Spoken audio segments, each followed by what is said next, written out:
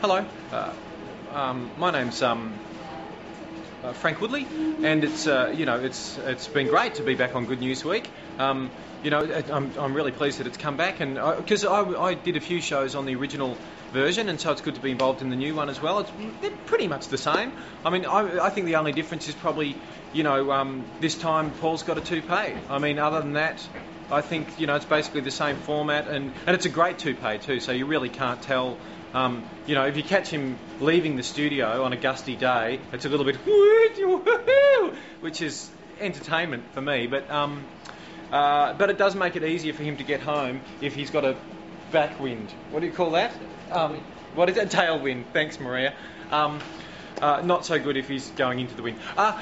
I'm doing a show in the Comedy Festival at the moment, and you should come along and see it. It's called Possessed, and I'd like you to come and see my show, or don't. I mean, do whatever you want. You're old enough to look after yourselves now. Well, maybe you're not all old enough to look after yourselves. If you're like under maybe 12 or something, sneak into your parents' bedroom tonight and get their credit card, and then book over the phone the whole family to come and see Possessed, and see how that goes down. It's like a romantic comedy. It's a solo show, a solo romantic comedy. That's kind of weird, isn't it? I fall in love with myself. I'm sure that Freud would have a field day with that, but it seems to be working out. I don't recall hearing much booing or people throwing stuff. So it got a standing ovation one night. Well, is it a standing ovation if their backs are to you and they're leaving? I count it.